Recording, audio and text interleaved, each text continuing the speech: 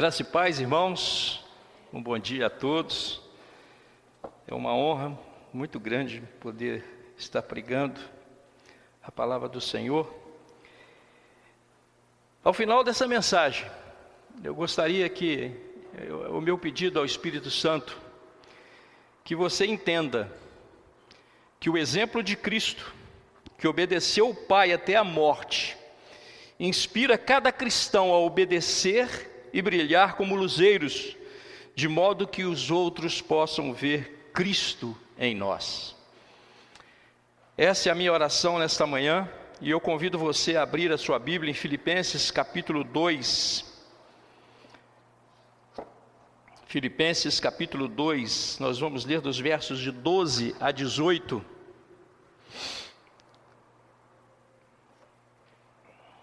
Filipenses capítulo 2, versos de 12 a 18. Diz assim a palavra do Senhor: Assim, meus amados, como vocês sempre obedeceram, não só na minha presença, porém, muito mais agora na minha ausência, desenvolvam a sua salvação com temor e tremor, porque Deus é quem efetua em você, tanto querer como realizar, segundo a sua boa vontade. Façam tudo sem murmurações nem discussões, para que sejam irrepreensíveis e puros, filhos de Deus inculpáveis no meio de uma geração pervertida e corrupta, na qual vocês brilham como luzeiros no mundo, preservando a palavra da vida. Assim, no dia de Cristo, poderei me gloriar de que não corri em vão, nem que me esforcei inutilmente. Entretanto, mesmo que eu seja oferecido como libação sobre o sacrifício e serviço da fé que vocês têm, fico contente e me alegro com todos vocês. Assim também vocês, pela mesma razão, fiquem contentes e se alegrem comigo. O tema da nossa palavra nessa manhã que o Senhor colocou no nosso coração é um chamado à obediência.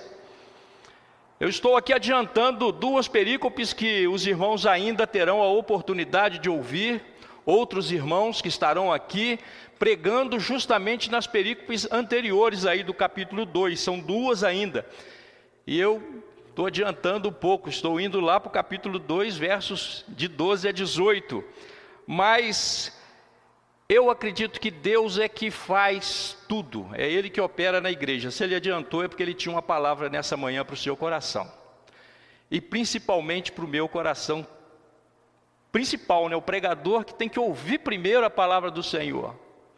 Porque se não acontecer isso, eu vou estar aqui jogando palavras ao vento.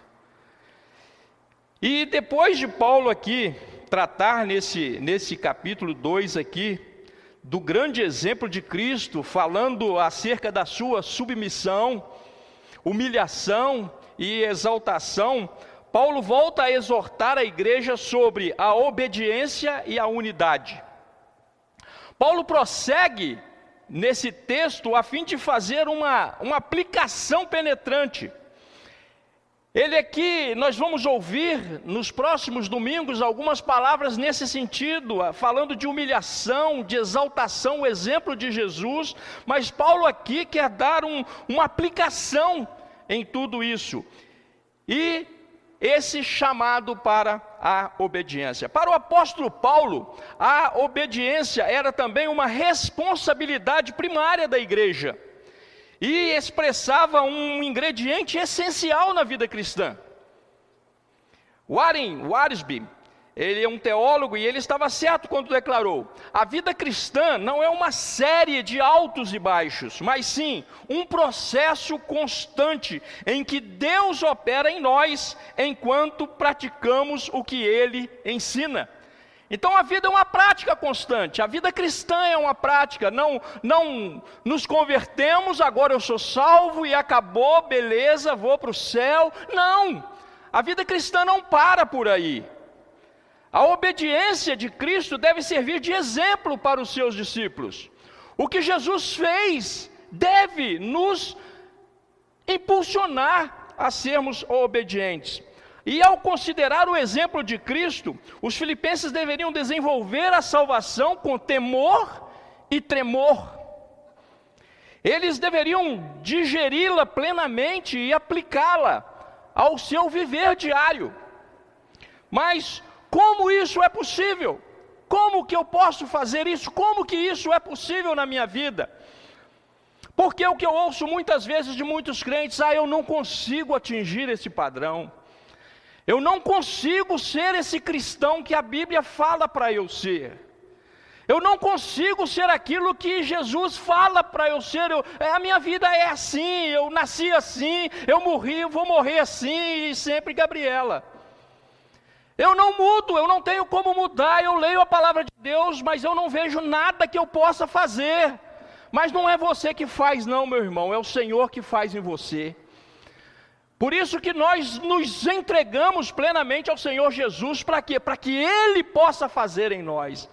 Nós não somos capazes de fazer nada para mudar a nossa vida, para ser melhores crentes, melhores pais, melhores filhos. Nós não conseguimos fazer nada, senão Cristo operando em nós. E embora a caminhada cristã seja desafiadora e por vezes cansativa, devemos ser encorajados pelo fato de que Deus mesmo é que opera em nós e nos concede a energia necessária para desenvolver a nossa salvação. E essa mensagem de Filipenses capítulo 2, versos de 12 a 18, nos destaca aqui, eu vou destacar aqui 5 pontos dentro dessa perícope. Primeira, eu vou fazer a minha parte. Versículo 12, assim, meus amados, como vocês sempre obedeceram, não só na minha presença, porém muito mais agora na minha ausência, desenvolvam a sua salvação com temor e tremor. Observe que Paulo utiliza uma conjunção assim, conectando os versículos anteriores. Leiam em casa o capítulo 2. Leiam em casa o que Paulo está conectando aqui com esse assim que ele começa essa perícope. E em outras palavras, a exemplo de Cristo, que obedeceu o Pai até a morte na cruz, cada cristão também deve obedecer a Deus. No entanto, a exortação aqui do apóstolo Paulo é temperada com amor. Note que Paulo chama os crentes de Filipos de meus amados. O vocativo, meus amados, revela a preocupação pessoal de Paulo com a sua igreja. Antes, ele havia os identificado como irmãos, Filipenses capítulo 1, verso 12. Mais tarde, ele usará a mesma descrição, nós vamos ver aí Filipenses 3:1, verso 13, 17, capítulo 4, verso 8. Mais adiante, quase no final da sua carta, Paulo utilizará os dois termos, portanto, meus amados irmãos, o carinho que Paulo tinha com essa igreja, o carinho que ele tinha com esses irmãos. Deste modo, Paulo considerava os membros da igreja como verdadeiros crentes. Ele os tratava como crentes, a despeito de qualquer dificuldade, a despeito de qualquer falha, ele os tratava como crentes. E em seguida, Paulo reconhece que os crentes de Filipos eram obedientes a Deus. A obediência dos filipenses, assim como dos romanos, você pode ver lá em Romanos 16, verso 19, era conhecida de todos. Como vocês sempre obedeceram. E o advérbio sempre mostra a estabilidade da caminhada cristã dos filipenses. Vocês sempre obedeceram, uma caminhada debaixo da vontade de Deus. E é interessante que o verbo obedecer, se nós formos lá no original, é composto de 2 palavras. Upo, né, embaixo, e ouvir, acoulo. Tá? Assim, uma pessoa obedece quando se coloca sob a autoridade de alguém, sob a autoridade de alguém que está falando. Os filipenses obedeciam a Deus, obedeciam a sua palavra. E a Paulo e aos oficiais da igreja. Filipenses capítulo 1, verso 1. Ele fala dos diáconos e presbíteros daquela igreja. Ele entende que a igreja está submissa a esses homens de Deus.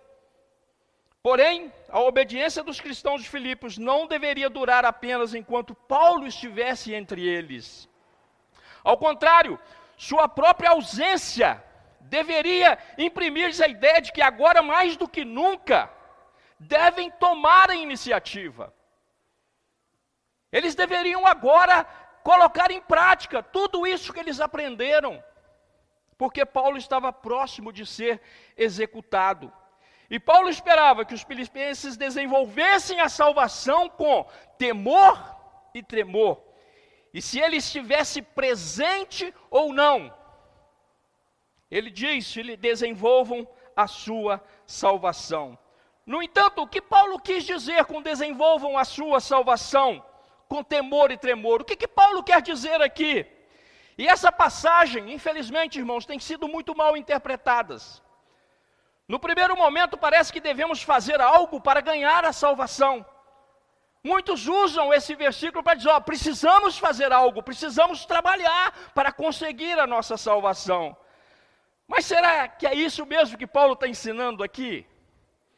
A resposta é encontrada nos versículos seguintes, onde Paulo nos lembra de que, no verso 13, é Deus quem efetua em vocês, tanto querer quanto realizar, segundo a sua boa vontade. Isso é, a salvação sempre começa em Deus.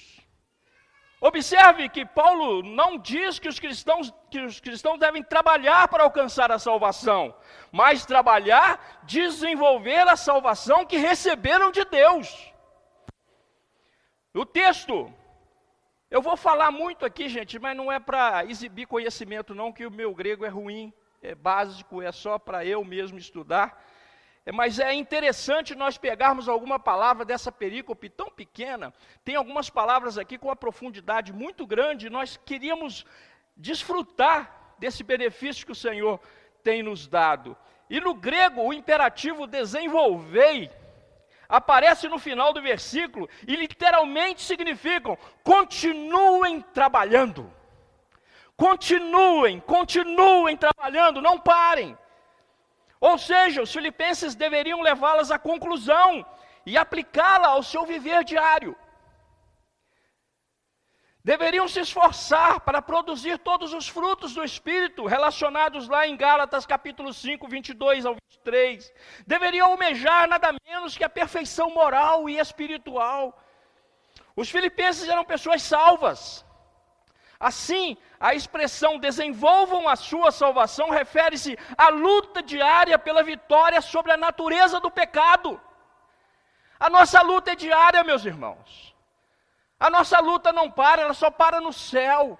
A nossa luta é diária, então nós temos que desenvolver isso a todo dia, trabalhar, todo dia trabalhando. No tempo de Paulo, esse termo também se referia a trabalhar em uma mina, extraindo dela o máximo possível de minério valioso, ou trabalhar em um campo, obtendo a melhor colheita possível. O propósito que Deus deseja que alcancemos é a semelhança de Cristo.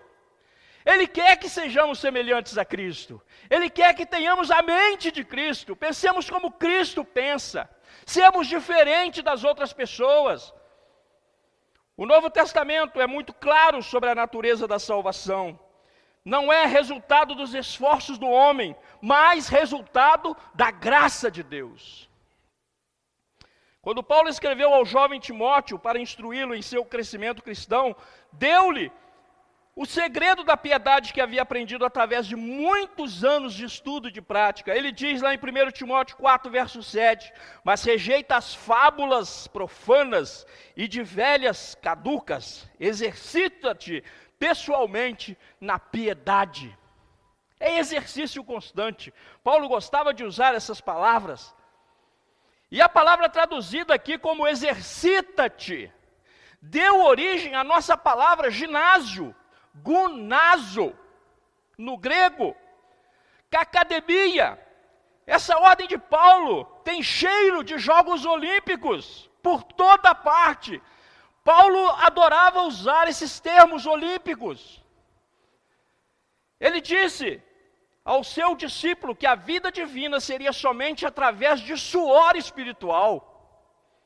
Deus, de fato, trabalha de maneira misteriosa para nos tornar piedosos, mas Ele não faz isso além da nossa própria responsabilidade pessoal. Em outras palavras, se a certeza da salvação não muda a nossa maneira de falar, pensar, tomar decisões, qual é a razão de ser salvo? Qual a razão de falar eu sou um salvo, mas isso não muda a sua vida? Isso não muda a sua maneira de falar, os seus pensamentos, as suas ações, não muda nada. Temos que rever isso, meus irmãos. Estamos vivendo uma secularização muito grande na igreja, as pessoas dizendo eu sou salvas, mas qual o fruto que essas pessoas têm dado? Qual a mudança realmente que essa salvação tem provocado na minha e na sua vida? O fato de Deus nos dar graciosamente a salvação não significa que devamos permanecer passivos. Desenvolvam a sua salvação com temor e tremor. Paulo também diz que este trabalho deve ser feito com temor e tremor. Trata-se de uma atitude de reverência e profundo respeito na presença de Deus, extrema sensibilidade à sua vontade, de consciência da nossa responsabilidade à vista de que havemos de prestar contas perante o tribunal de Cristo. Meus irmãos, nós estaremos diante do nosso Deus santo e poderoso, nós estaremos prestando conta daquilo que tomamos a decisão aqui nessa vida. Então devamos caminhar, progredindo, trabalhando pela nossa salvação, mas com temor, porque estaremos diante de um Deus vivo, um Deus que está sempre conosco. Sabendo que servimos a um Deus santo e justo, o crente fiel deve viver com temor e tremor. Ter cuidado com o que fala, com o que pensa. Ter cuidado com as suas ações. Ter cuidado com as suas atitudes. Porque ele está diante de um Deus santo, um Deus poderoso. O cristão deve estar sempre consciente de que vive diante da face de Deus. A nossa vida diária parece às vezes que estamos diante de um qualquer.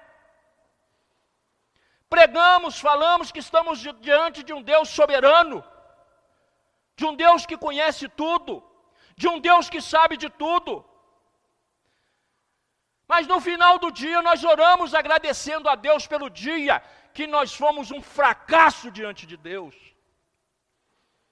Devíamos orar pedindo a Deus, Deus, eu falhei, porque o Senhor é um Deus santo e justo e eu falhei, perdoa-me. E às vezes agradecemos por ter sido mal durante o dia, por ter feito negócios escusos. Mas nós estamos diante de um Deus santo, verdadeiro, um Deus vivo. Então a nossa vida tem que ser com temor e tremor. Aquilo que eu faço deve refletir aquilo que Cristo é na minha vida. Aquilo que Cristo fez na minha vida. Segundo ponto, eu vou depender de Deus. Filipenses capítulo 2, verso 13. Porque Deus é quem efetua em vocês, tanto querer como realizar segundo a sua boa vontade. Note que não ficamos entregues a nós mesmos, nós não estamos entregues ao acaso.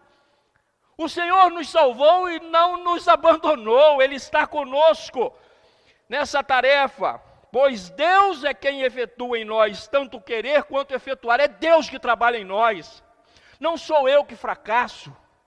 Porque Deus é que opera em mim.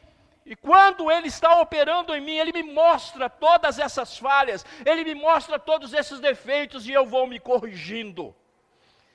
Deus trabalhou em nós. Deus, Ele está trabalhando e continuará trabalhando em nós. Não trabalhamos para possuir a salvação, mas porque a possuímos. Deus sempre dá o primeiro passo. A salvação é obra de Deus, do início ao fim. Lemos dos versículos anteriores, Ele completará a obra que Ele começou em nós. É Ele que vai completar, não sou eu. Então devemos estar em perfeita submissão à vontade do Senhor. E é perfeitamente correto dizer, eu encontrei o Senhor. Desde que você lembre-se de que o Senhor te encontrou primeiro. Foi o Senhor que o encontrou. Foi o Senhor que viu você. Foi o Senhor que colocou em você o Espírito Santo. Nós vemos aqui dois trabalhadores nesses dois versos, 12 e 13. Há um trabalhador em Filipenses capítulo 2, verso 12. E um outro trabalhador no versículo 13.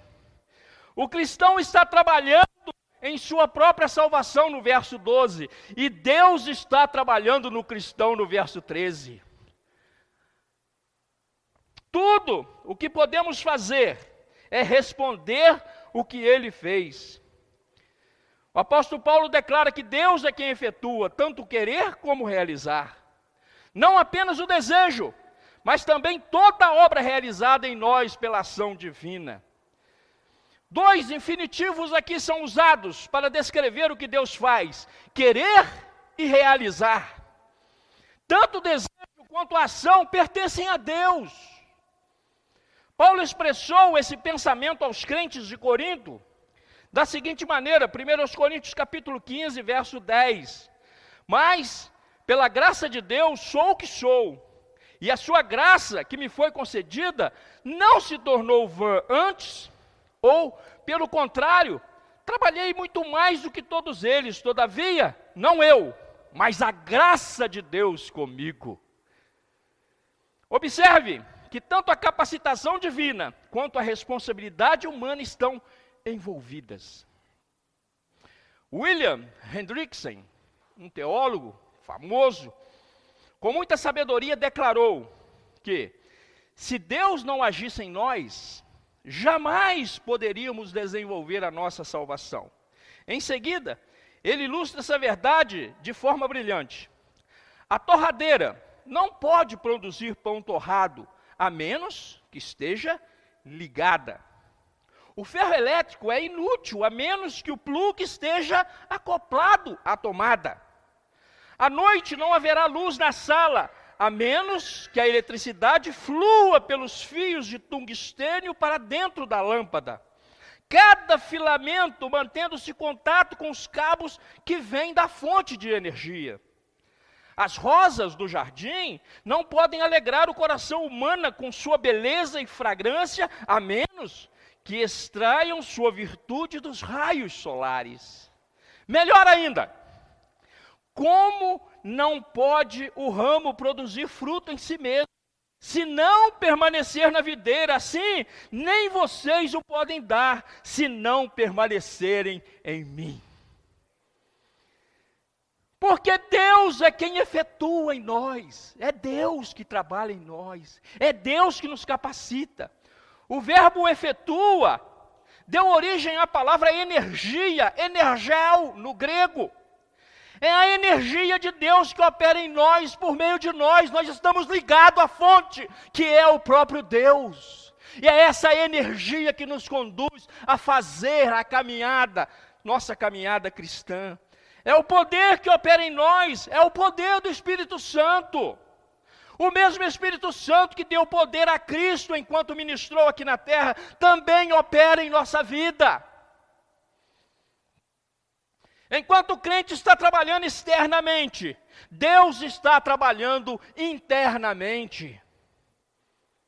De fato, além da realidade do verso 13, a realização do verso 12 seria impossível. Deus tem a intenção de dar-nos tudo o que precisamos em cada situação para que possamos viver a sua vontade. Terceiro ponto, eu serei diferente do mundo. Verso 14, façam tudo, sem murmurações nem contendas. Paulo estabelece aqui a maneira como os crentes devem desenvolver a sua salvação. Tudo deve ser feito sem murmuração nem contendas. A palavra murmuração vem de um verbo que significa resmungar. Professor aí de português aí, é uma palavra onomatopeica. Palavrão desse aqui, ou seja, é uma palavra cujo som se assemelha ao seu significado. Gogusmos, no grego.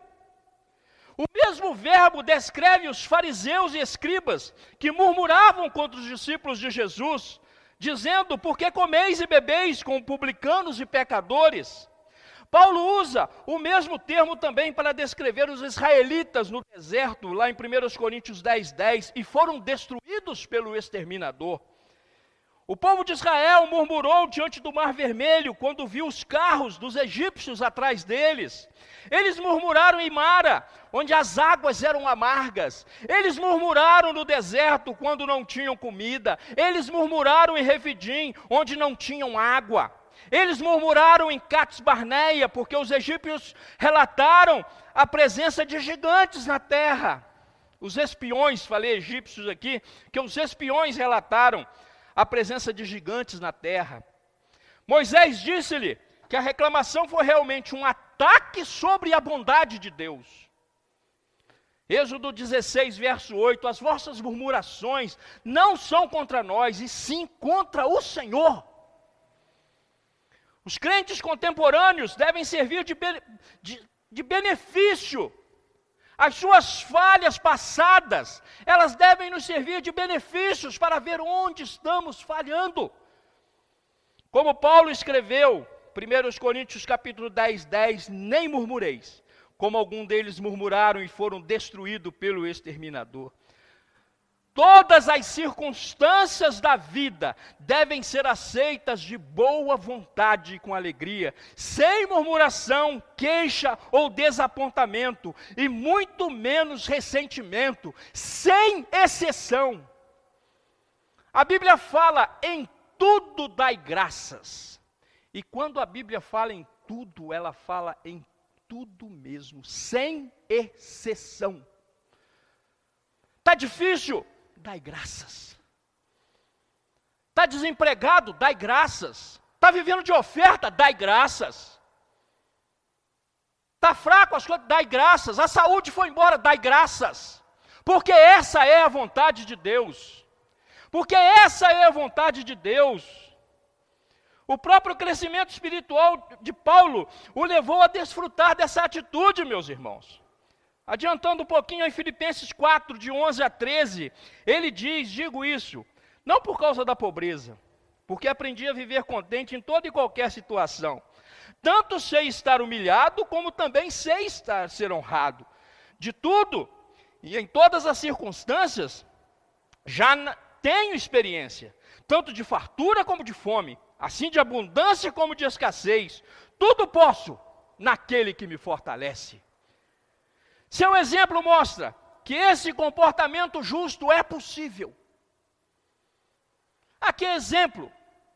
Paulo diz muitas vezes: olha para mim, me tenham como exemplo. Tenham a minha vida como exemplo. Por quê? Porque eu sou uma pessoa que segue o exemplo de Cristo. Então, podem seguir os exemplos que eu dou, porque eu sigo a quem fez primeiro, que foi o Senhor Jesus. Então podem seguir o meu exemplo. A palavra contenda deu original a palavra diálogo, mas logo desenvolveu as ideias mais específicas de questionar, duvidar, contestar a verdade em uma questão. Às vezes nós estamos vendo um bate-boca, a gente chega, não, nós estamos dialogando. E às vezes não é diálogo coisa nenhuma, é uma contenda, uma discussão.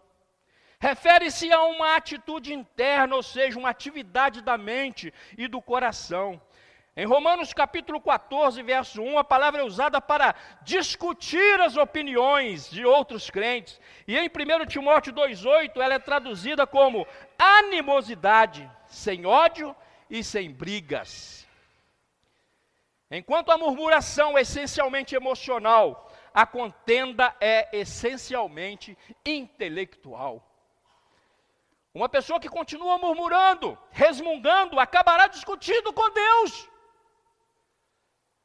Assim, a igreja de Filipos precisava se mostrar unida em Cristo.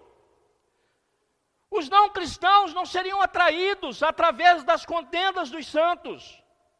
Na verdade, murmurar é um ataque à soberania de Deus. Toda vez que você reclama sobre as circunstâncias, você está realmente dizendo: se eu fosse Deus, eu faria as coisas de forma diferente. Quando nós reclamamos, nós estamos dizendo isso para Deus: o Senhor não sabe o que faz. Eu saberia fazer se eu estivesse no seu lugar. Ao murmurar, estamos esquecendo da primeira regra da vida espiritual.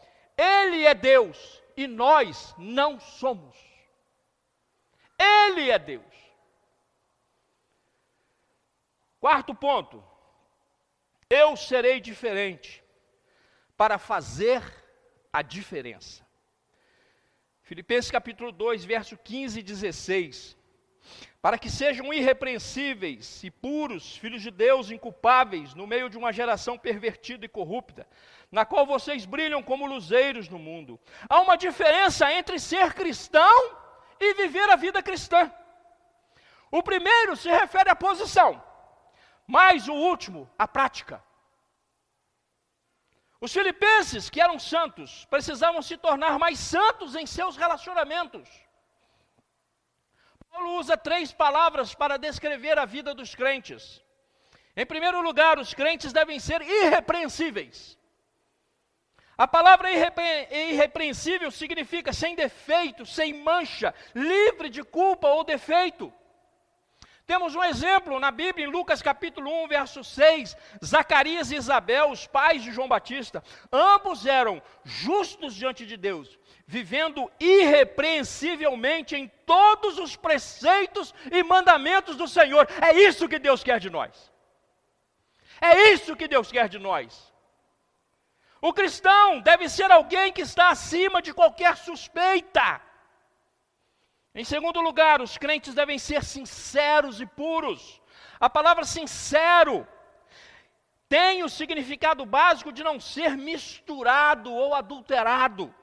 Expressa o que o cristão é em si mesmo. O termo era usado para descrever um vinho puro ou um metal sem impureza.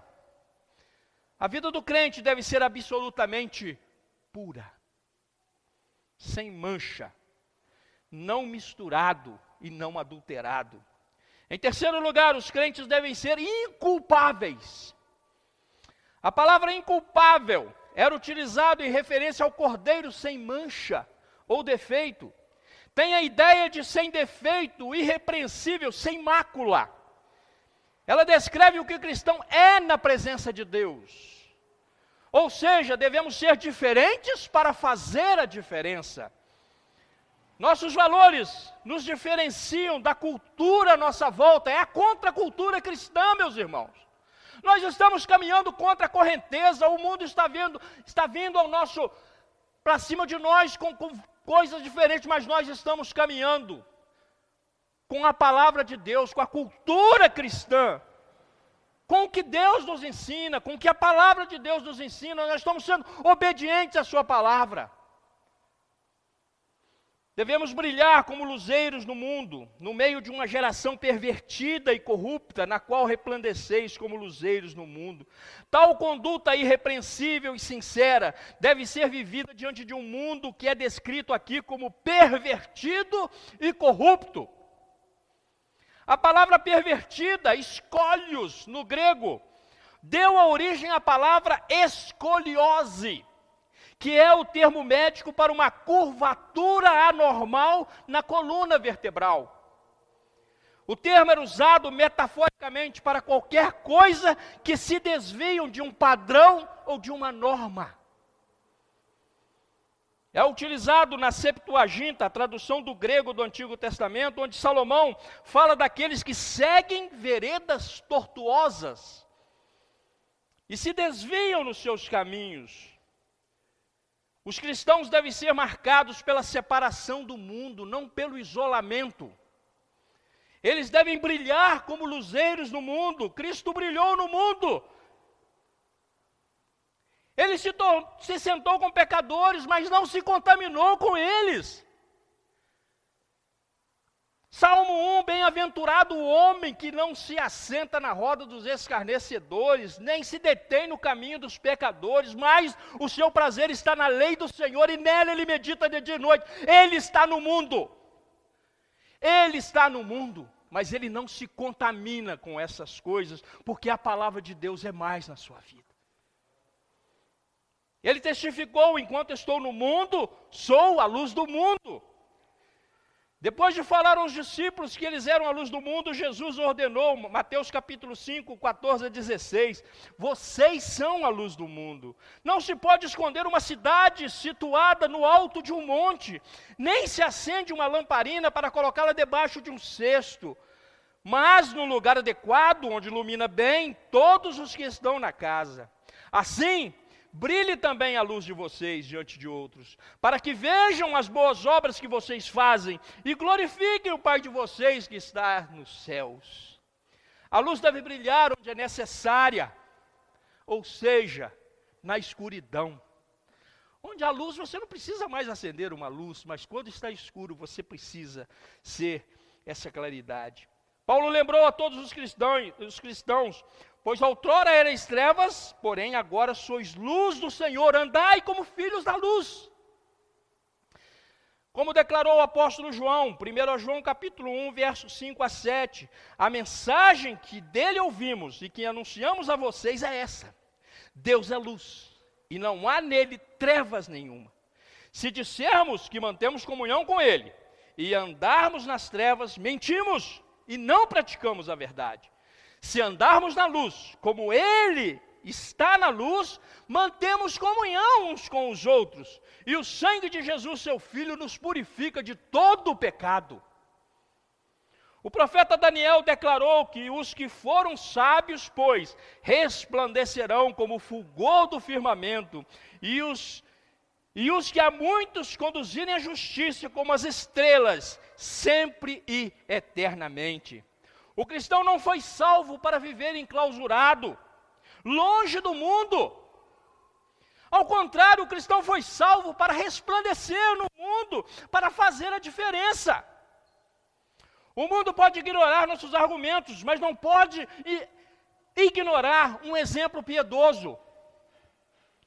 O que acontece quando vivemos assim? O mundo percebe a diferença. Vamos brilhar como estrelas. Ah, meus irmãos, quantos exemplos que a gente ouve nos locais de trabalho, dizendo para um cristão: olha, quando você chega aqui, vem algo diferente contigo. Quando você fala uma palavra, nós sentimos paz. Meus irmãos, isso são pessoas do mundo dizendo para a gente isso. Quando você abre a sua boca, o meu coração fica em paz. Isso é resplandecer a luz de Cristo. Isso é ser um cristão nesse mundo. Não precisar falar muito, brigar, mas ser esse exemplo.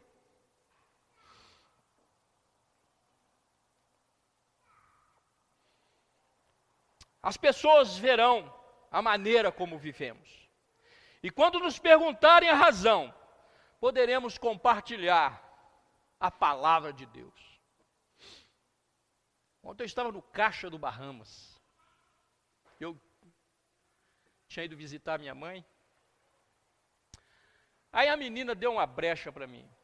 Falou: poxa vida, como que é bom a gente ter saúde, né? Poder trabalhar. Que eu puxo conversa com o pessoal do Caixa.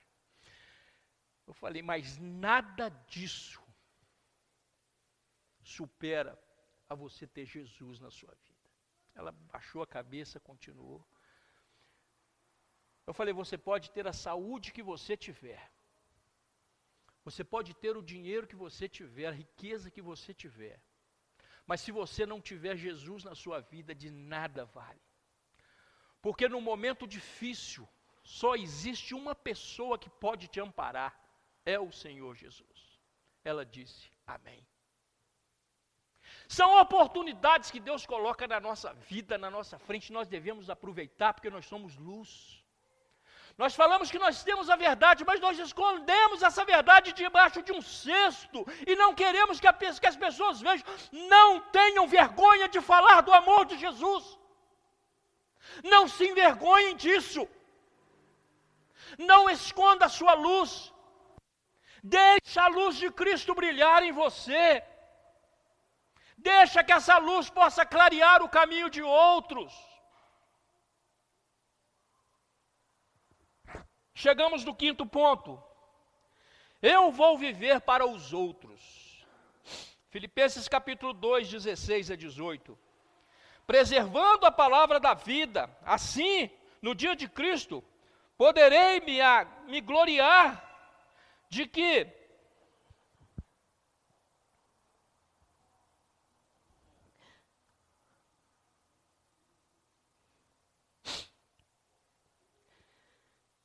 não corri em vão, nem me esforcei inutilmente.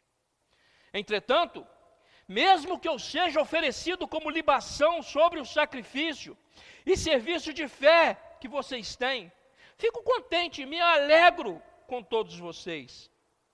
Assim também, vocês, pela mesma razão, fiquem contentes e se alegrem comigo. Aqui está o compromisso final de todo cristão deve assumir: viver para os outros e não para si mesmo. Paulo explica em duas frases-chave.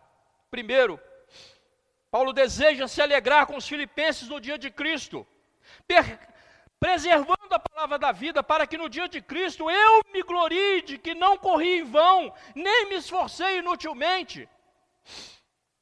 Paulo terminou essa sessão com um apelo pessoal. O coração pastoral de Paulo brilha através do seu profundo desejo de que os filipenses parassem de resmungar e reclamar, de modo que no dia de Cristo ele tenha razão para se gloriar.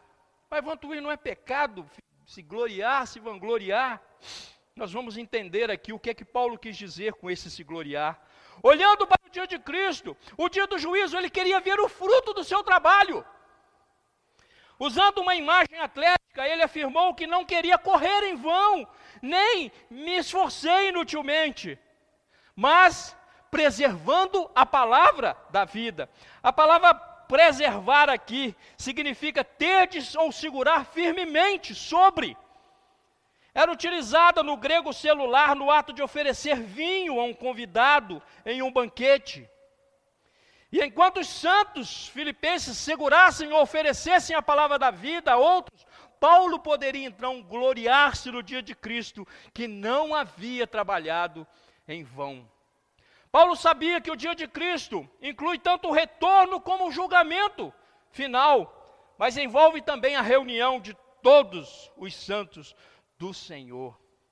A palavra glorie inclui uma alegria pela realização. Esse gloriar aqui não está em ter vanglória daquilo que ele fez, mas sim alegria pela realização. Paulo está falando especificamente da glória, da alegria que experimentará no dia de Cristo. A alegria quando um pecador recebe a salvação, mas há uma alegria maior quando os filhos espirituais andam na verdade. E o apóstolo poderia honestamente confessar sobre todos os convertidos. Olha o que ele diz lá em 1 Tessalonicenses 2, de 19 a 20. Pois quem é a nossa esperança, ou alegria, ou a coroa em que nos gloriamos na presença do nosso Senhor Jesus Cristo, Jesus em sua vinda? Não é verdade que são vocês? Sim, vocês são realmente a nossa glória e a nossa alegria. John MacArthur estava certo quando ele disse: a melhor coisa que os crentes podem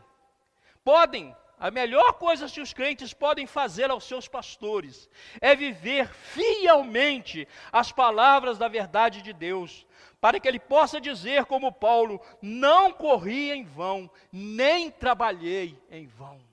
Essa é a maior alegria que um coração de um pastor pode ter. O seu pastor está aqui, ó. Essa é a maior alegria que o seu pastor pode ter, é ver que ele tem falado aqui da palavra de Deus e não tem corrido em vão, porque a igreja tem correspondido àquele que Deus tem colocado no seu coração. O que você vai gabar quando estiver diante do Senhor? Seu emprego, sua conta bancária, sua casa, as pessoas mais importantes?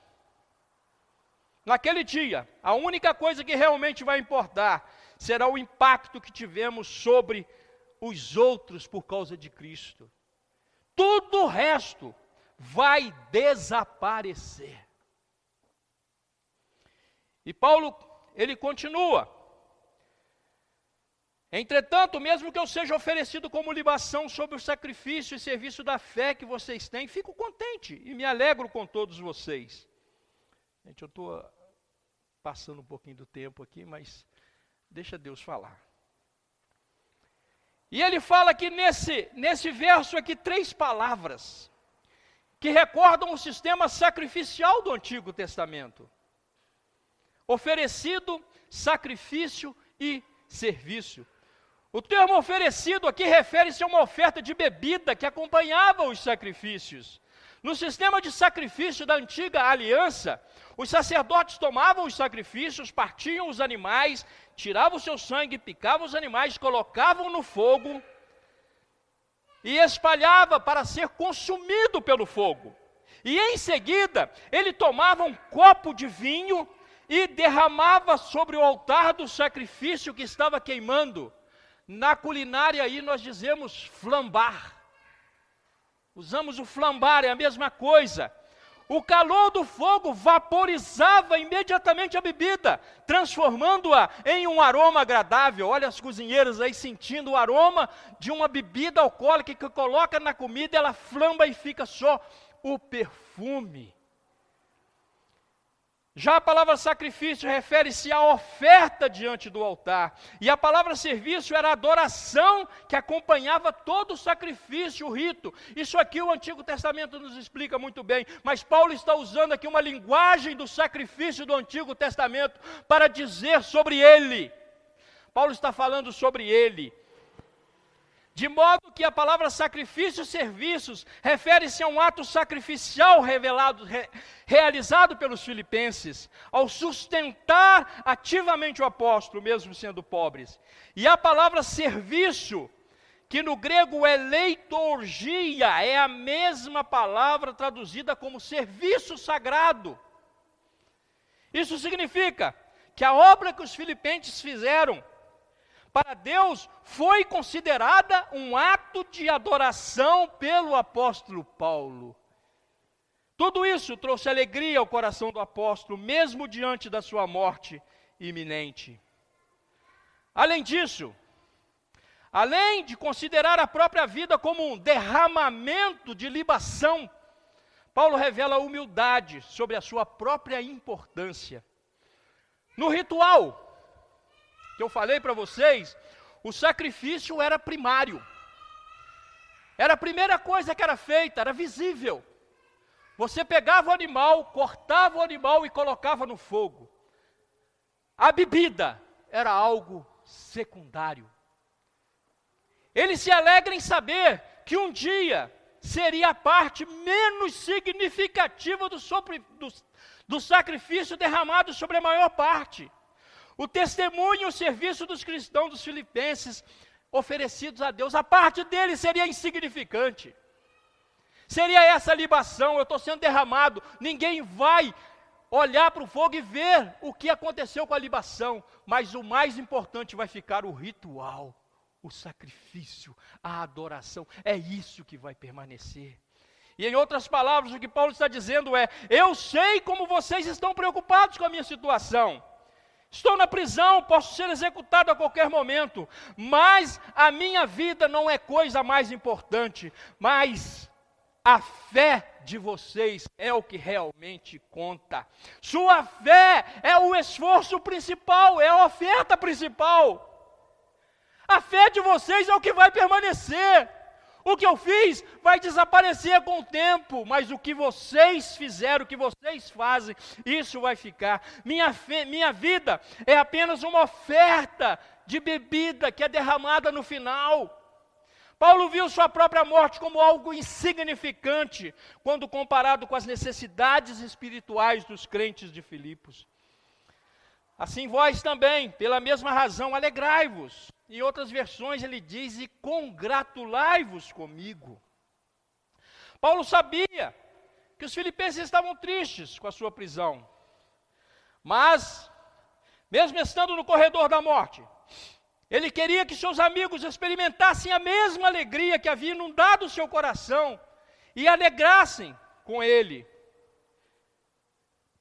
Como veremos nas próximas pregações que veremos mais adiante. É surpreendente que em apenas 2 versículos aqui, Paulo falando de si, ele fala de alegria e fala de congratular-se com eles. Assim como Jesus viveu sua vida pela alegria que lhe estava proposta, Paulo estava disposto a suportar as dificuldades para que pudesse conhecer a mesma alegria. Concluindo, meus irmãos, não podemos mais justificar nosso comportamento com argumentos como: eu sou assim, eu nasci assim, vou morrer assim. Porque o próprio Deus nos capacita e nos transforma em novas criaturas. Paulo escreveu sobre isso para a igreja de Corinto, 2 Coríntios capítulo 5, verso 17. E se assim, se alguém está em Cristo, é nova criatura. As coisas antigas já passaram, eis que se fizeram novas. Não podemos deixar que nossas falhas governem e arruinem a nossa vida. Jonathan Edwards, considerado um dos maiores filósofos, teólogos norte-americanos, acreditava que a salvação e a santificação eram obras inteiramente de Deus, mas também compreendia sua própria responsabilidade. Ele costumava escrever algumas resoluções, e uma delas foi a resolução de número 7. Resolvi jamais fazer alguma coisa que eu não faria, se soubesse que estava vivendo a última hora da minha vida. Como o apóstolo Paulo, Jonathan Edwards viveu de maneira piedosa, com os olhos postos no futuro. Ele tinha um alvo. Ele tinha algo a alcançar. E eu e você devemos olhar para esse alvo, nós temos algo a alcançar. E para alcançar esse algo, nós temos uma caminhada. Nós temos um caminho a percorrer. E muitas pessoas estarão no nosso caminho. Leia o livro Peregrino aí, do John Bunyan, porque você vai ver como que a sua caminhada é cheia de altos e baixos, mas o Senhor está no controle da sua vida. A Bíblia fala que eu posso caminhar no vale da sombra da morte e que o Senhor estará comigo. A caminhada cristã é assim mesmo. Que Deus nos ajude a viver da mesma forma. Que Deus nos ajude a brilhar como luzeiros, de modo que os outros vejam Cristo em nós. E como eu disse no início aqui, o exemplo de Cristo, que obedeceu o Pai até a morte, inspira cada cristão a obedecer a Deus e brilhar como luzeiros, de modo que os outros vejam Cristo em nós. Que o Senhor te abençoe. Que o Senhor abençoe a Igreja Batista Sul. Que o nosso pastor possa ver a nossa igreja e possa falar: olha, eu não tenho corrido em vão. Eu não tenho passado noites preparando mensagens e pregado para um povo surdo. Eu tenho falado para um povo que ouve. Um povo que ouve o Espírito Santo. Um povo que é vibrante. Ama o Senhor Jesus acima de tudo. Que o Senhor nos abençoe. Que o Senhor derrame a sua graça sobre a sua vida nessa manhã. Em nome de Jesus. Amém. Vamos orar? Pai, diante dessa palavra, o que nos resta mais uma vez é nos quebrantarmos diante do Senhor, reconhecer, Deus, que somos pecadores, falhos e frágeis, mas queremos, Senhor, brilhar como luzeiros do Senhor. Queremos, Deus, de forma irrepreensível, inculpável, Deus, sem murmurações, viver uma vida, Senhor, que glorifica o Teu nome, Pai. Em nome de Jesus, queremos ter, Deus, esse altruísmo que Paulo teve, Deus, e em nome de Jesus, viver de fato, Senhor, para o louvor da Tua glória, Senhor. A Tua palavra tem sido poderosa, o Senhor tem falado conosco, e sabemos que sem o Teu Espírito, Senhor, não podemos ir a lugar nenhum, mas o Senhor tem nos dado graça, e o Senhor tem nos dado condições, justamente porque a Tua voz tem sido audível, e que nos diz respeito a cada um de nós, que em nome de Jesus, até nisso que nos cabe, que Teu Espírito nos incomode, Senhor, trabalhe em nós, até que nós possamos andar da forma que o Senhor deseja, para a glória do Teu nome, para a alegria do Teu povo ser completa, porque esse é o único caminho que o Senhor tem para nós. Em nome de Jesus, continua a abençoar a vida do pastor Vantuir, da sua esposa, do Gui, da Dani, dos seus filhos. Senhor, em nome de Jesus, que o Senhor continue a usar o Teu servo para a honra e glória do Teu nome, Pai. Em nome de Jesus, nos dê um domingo abençoado na Tua presença. Nós oramos assim. Amém.